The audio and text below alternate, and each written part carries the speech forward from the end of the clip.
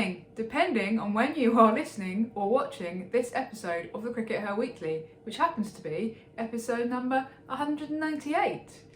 Sid, Australia v India has been going on this week, and that's what we're going to be talking about in this week's episode. Now, it's been a bit of an odd one because we are recording this on Sunday morning, UK time, so we've only had one of the T20s so far, but basically what's happened is that Australia were pretty dominant in the 3 ODIs. The second one was a bit closer, but they won all 3, so they whitewashed India in the ODIs, and the last one they won by 190 runs, which is a huge amount. Then in the first T20, India totally reversed it and won it by 9 wickets. Now, possibly by the time that people are watching or listening to this, the second match will have happened and whatever is going to happen in that will have happened. But for India to turn that around in such a short space of time with that switch between formats is quite interesting, isn't it? Yeah, absolutely. I mean, it's a roller coaster. It's welcome to 2024. Straight out of Thorpe Park. It's the high of the test as they've shot down with the low of the ODIs. I mean, that second ODI, the score, one of those ones. Australia seems to do this a lot. One of those ones where the scoreboard looks close, but if you're watching the game, it was never in doubt that Australia were always going to win that game. Yeah. Somehow, it just didn't feel like it was going to be one that India could win, despite the fact that I think it was 6 runs. The margin in the end. I think it was only 3 or 4. It wasn't very much. It was a handful, but really not. And then India have rushed up again. As I say, we're looking forward to watching the second T20 this afternoon. But they really did come back in the T20 series. I mean, the first thing for me was Shafali Verma. So she's been dropped for the second 2 ODIs. Yeah. I mean, she's been in and out of the ODI side. It was really interesting because she didn't play any ODIs for a long time. She 50 odd T20 caps, was it, before she made her ODI debut? It was a lot of T20 caps. So she was a very experienced player, and they're quite. Well, is she right for the ODI format? And obviously, they're still not convinced about her in the ODI format. Convinced. But what way to answer the selectors than by coming back and hitting a stunning 50? And she really does continue to show that she is more than a sort of flash in the pan whack-it player that we thought at the first that she might be. When she first came onto the scene, she was obviously like a really exciting and it was a little bit like Grace Harris, she'd come in and whack it, but we're like, oh yeah, but can she really play when it comes down to it? And she's definitely shown that she can. That made a big difference. That got India off to the batting start they wanted. It meant that Smriti was able to relax a little bit in that innings. She did go a little bit, she kind of accelerated at the end, and she did end up sort of actually doing that classic thing of they needed 6 to win or something, and then she got out trying to hit the 6 to win. But I guess when you've got 10 wickets in hand, you can kind of do that. Yeah. Although interesting, I still feels like the kind of thing Australia wouldn't do.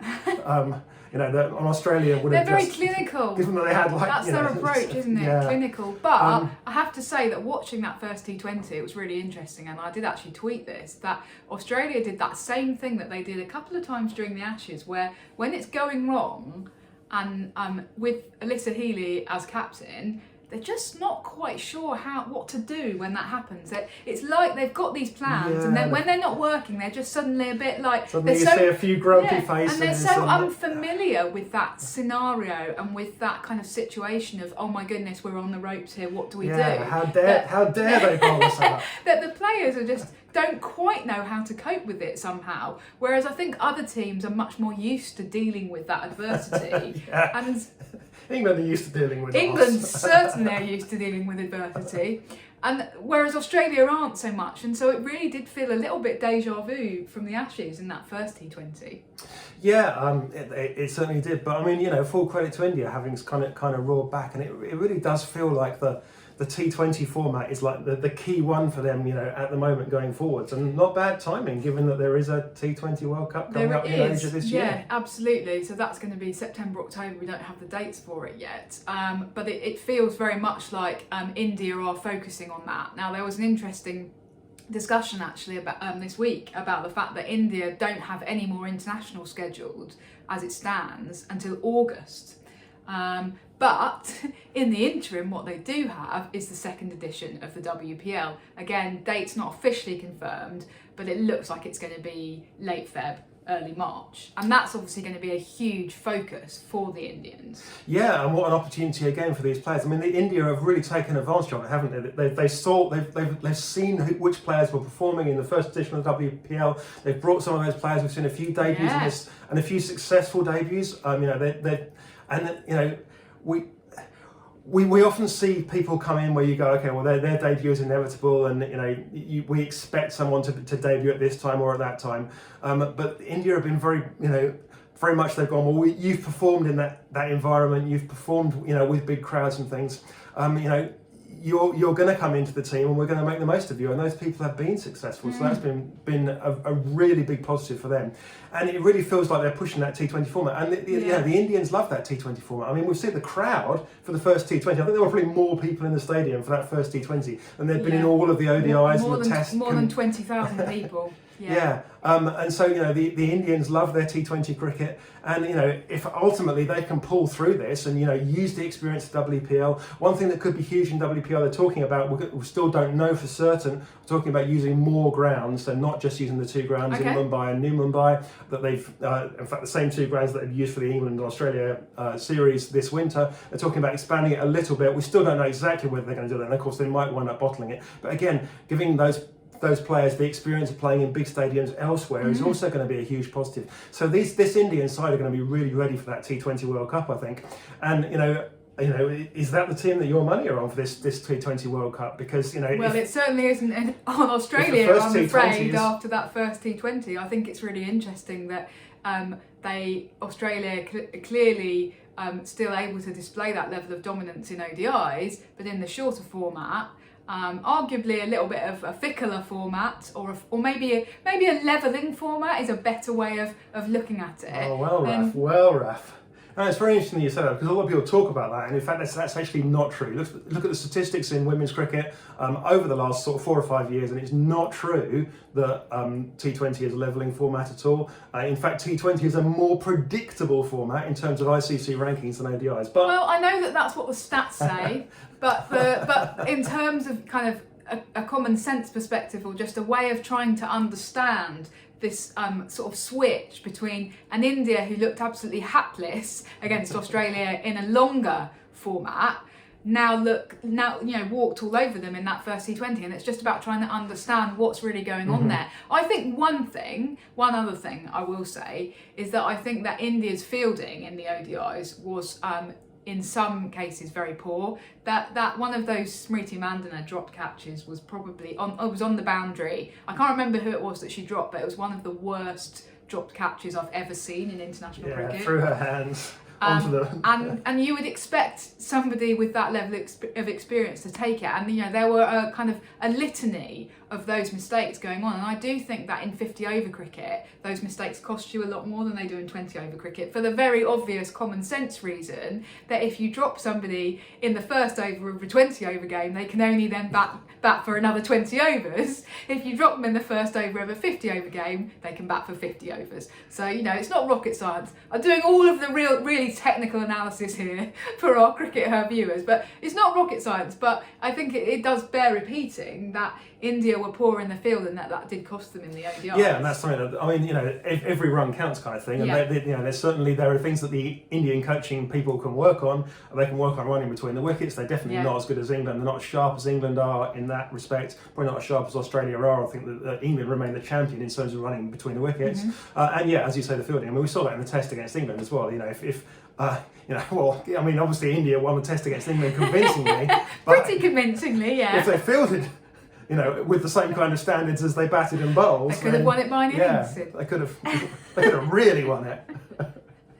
Yeah, so it's an interesting one. So despite people or some journalists expressing concern about the lack of ODI cricket that India have got coming up, actually you've just said you're not really concerned about that, Sid, because of the WPL. And ultimately, their goal seems to be this T20 World Cup, and if they go through and win this T20 World Cup, then they'll become legends. India's a disappointed country at the moment because of what happened in the men's ODI World Cup. They were expecting to win that. They were probably the best team. And ultimately, they were beaten in the final. But if Harmanpreet's side can go and win that T20 World Cup, that will kind of paper over all of those wounds or plaster over all of those wounds, and they'll become legends. They'll be known forever for having done that. Yeah, and I do think you're right that the BCCI are kind of strategically focusing more on 20 over cricket, and one other indicator of that would of course be the fact that they didn't play any ODIs against England, did they? They only played the Test and the T20s, and perhaps that's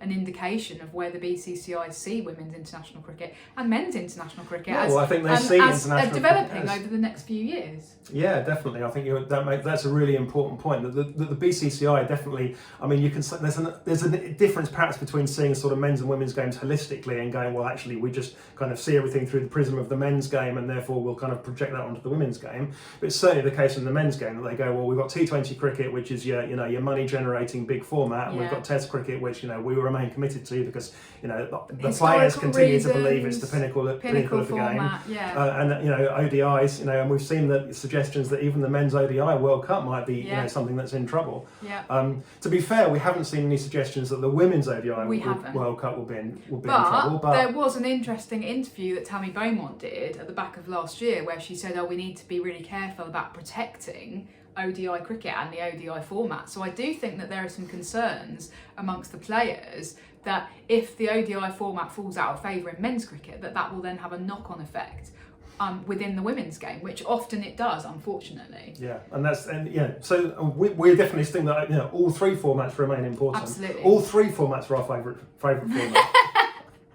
Yes, absolutely. Shall we talk a bit about Phoebe Litchfield, Sid? Because obviously she's certainly been making the headlines in the start of 2024, hasn't she? Just had a phenomenal run of form with the bat against India. Yeah, and when she's trying to hit runs against Pakistan in the Pakistan series for Australia, I think there was still a little bit of scepticism, is this really a player for the long term, or is she just someone that's come in and people don't really know how to bowl to her yet? Is she going to get found out? But in this series, she's really grown up and she's shown what she's capable of. And you've all seen the stats about how she's the first person to hit this many runs at this age since Meg Lanning, and whether she's a future Meg Lanning and all that stuff. But I just want to take my hat off and kind of eat some words really, because I was one of the ones that was sceptical. In fact, to be fair to myself, I think that I was right to be sceptical because you never know. But she's really come in and she's almost matured in front of us in such a short period of time. She's really developed, and that's the key to it for me. That it's a degree of development and kind of improving her game, and she just looks so elegant. She looks like a sort of left-handed Sarah Taylor sometimes. Wow. With those cover drives. And Sarah Taylor, I think, was the most elegant cricketer that we've seen for a long time in men's or women's cricket.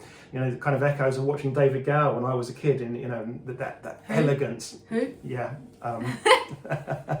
And Phoebe Litchfield for me is like that. She's gorgeous to watch. She can play the proper cricket shots. She can play the modern cricket shots, and I just feel that she's really staking a claim to be the future in a way that I didn't kind of expect. I thought that we would be talking about Ellyse Perry as being kind of the best player in the world in these years to come. Well, it's actually really interesting it's actually really interesting to compare Phoebe Litchfield and Ellyse Perry. Similar age, similar kind of stage of their career. And who is tearing up world cricket at the moment? Well, we wanted it to be Ellyse Perry, but really it's more Phoebe Litchfield. Yeah, Phoebe Litchfield is absolutely dominating. So Phoebe Litchfield has scored more runs in the ODI series, more ODI runs, than Ellyse Perry scored ODI runs in her entire career. Now, we're not talking about a huge heap more games, but we are talking about only a 3-game series compared to Ellyse Perry's 8 ODIs, I think she's played. I don't know how many, but it's only a handful. And Ellyse Perry's still going ahead and winning games for England, and that's still there's a huge positive of games like Lords and things. But Phoebe Litchfield just has stepped up onto another level, and she's done it against the best bowling attack in the world. Certainly the best bowling attack that she could play against. I mean, let's think about Phoebe Litchfield competing against the likes of England and Pakistan. But if you had like an England-India combined team, most of your bowlers I think would come from the Indian team, wouldn't they? Pooja Vastrika and Renuka Singh and Dipti Sharma and Sneh Rana. Obviously Sophie Eccleston would be the first name on the team sheet, but I suspect the next 4 or 5 would be Indians. So Phoebe Litchfield stood up and done it against the best bowling attack in the world, and been dominant for an entire series. Yeah. And I just feel that she has shown us that she really is the real deal. And I know that a lot of Australian friends have been hoping and saying that, but I think Did you know, by the way, that she's from Orange? Don't know if that's ever been talked about. I don't know if it's ever been mentioned by Mel Farrell on Twitter 500 times. No, I don't know. I've never heard that. Just suddenly read it the other day. The other important thing for Litchfield actually though has been the opportunities that she's been given by Australia, right? To actually, be given that opportunity to open the batting, for example, and she did it in the Ashes Test as well, didn't she? And those are the kind of opportunities where you go, well, would she have got that, for example, if she was that age and she was playing for England? People like Capsey and Dunkley a few years ago really had to fight so hard, even to get into the top 6. Look at the way that England treated somebody like Bess Heath last summer, coming into her first kind of England squads, and she just got picked for that last ODI when the series was dead, and she was batting at well down the order, whatever 6, it was. number 6. Anyway, she wasn't coming in, topping the order, and they weren't giving her that opportunity. Yeah, that's what. I mean, this was mentioned on the Britton Beamsley podcast, so a shout out to them for mentioning this. Christian Beams mentioned that a big deal was the fact that they kind of trusted her with that opening role in this series, and they obviously made her feel that that belonged to her and she was going to be comfortable there. Yeah. And you just thought of the contrast, because you can just see next summer England go, okay, come on then, we'll give Grace Scrivens a chance, and they're going to bring Grace Scrivens in, they're going to bat her at 7 in an ODI or something, and exactly. It's just like that's and if all goes to plan, then you get no opportunity, right? And so you either have to bank on, I think we've talked about this before, you either have to bank on your team being in really serious trouble and you then walking out to bat for the first time in an international, or you get no opportunity at all. It's really hard luck. Yeah, and particularly for a player like Grace Scrivens that so clearly is an opening batter. Absolutely. And I can just see England. I mean, prove me wrong, guys. Yeah, let's hope so. Now, the other person that we should really talk about a little bit just before we wrap up here, Sid, is Ellyse Perry, who in a few hours' time is, all being well, I mean, let's hope she doesn't do a Glenn McGrath in 2005 and tread on a ball straight before the match, but all being well, will be playing in her 300th international for Australia in a few hours' time. What an amazing milestone. And there's obviously been a lot of talk about this on social media, and one of the questions that's being asked is your favourite Ellyse Perry moment. Now, there are plenty to choose from. I've got to say that the little devil that sometimes sits on my shoulder said to me, "Oh, I remember your favourite Ellyse Perry moment, Ruff." It was when she celebrated her double 100 in the 2017 Ashes Test match, the day-night Test match, and then it wasn't her double 100 because she thought that she'd hit a 6 and it was actually a 4. So she prematurely celebrated her double 100 and then was really embarrassed because it wasn't. And who was batting at the other end? It was Megan Shute, who was just absolutely doubled up with laughter at the other end, could not keep a straight face, and it was really rather hilarious. Now, of course, Ellyse Perry did then go on and actually hit her double 100 for real a couple of balls later, so all was well in the end, but it was just quite funny. But yeah, probably shouldn't have that actually as my favourite Ellyse Perry moment. What was your favourite Ellyse Perry moment, Sid? Well, I mean, obviously, the Ellyse Perry moment everyone remembers is all those wickets at Canterbury. Yeah, the time 7 that she for 22, wasn't destroyed it? England, oh and my goodness! She destroyed them so much that basically none of the England players would come out to face a press conference, and poor old Robbo had to do it for them. You know what? I was in an interview with Nat Siver recently. I was talking to her about Ellyse Perry, and I was talking to her about her own record against Australia, which is obviously really good with the bat. And she said, "Yeah, I like to feel like I do a little bit to Australia now when I come out to bat that we used to feel when Ellyse Perry came out to bat against us," which was basically like you watch them come out and you're just so flipping annoyed to see them. You just want them to turn round and walk back into the pavilion because you just can't stand the sight of them. So she's now doing to Australia what she thinks that Ellyse Perry did to England a couple of years ago. Anyway. Yeah, but for me as well, I wanted to kind of relate a little anecdote from last summer about the kind of person that Ellyse Perry is, because I thought this was really interesting. It's a little kind of peek behind the scenes, and a peek behind the scenes for me as well. We went to a reception at the Australian Embassy where the Australian team were invited to this reception, and the Australian Embassy in London is this gorgeous building with gold leaf everywhere and so paintings. It was where, if anyone's watched the Harry Potter movies, it's where Gringotts Bank was the location for Gringotts Bank. So you Okay, get didn't an know idea that. of the scale. Yeah. Yeah, so and we're in this huge room, and then everybody's gathered and has a glass of Australian champagne, Yeah. and then the Australian team Oh, walk Sid, in. is there such a thing as Australian champagne? I think Whatever it the is. French might take issue. Sorry, I'm interrupting your Ellyse Perry anecdote. So the entire squad walk in, and they're clapped in, and the entire squad walk to the front. And Elizabeth Healy's doing a Q&A, Yeah. and they're all taking the plaudits. One person stayed at the back, and it was Ellyse Perry. She just stayed quietly at the back. She made conversation with a couple of people that were there. She wasn't shy to talk to people, but she was just like, I'm not going to go to the front. That's not me. I'm just going to stay at the back. I'm going to make conversation with a couple of people who are here, and I'm just going to be quiet, and I'm just going to be me. And that's very much the kind of person that she is. Behind the scenes, she's actually kind of a sort of quiet, modest person, and she's not a shy person on a sort of personal level. But she's someone that's that doesn't particularly push herself she's forward. not like she's completely the opposite of kind of that world boss thing. Yes. She's not the world boss. She's just Ellyse Perry. Yeah. And I just kind of thought that was a really interesting thing about her personality. Yeah, no, that's a lovely story. Thanks, Sid.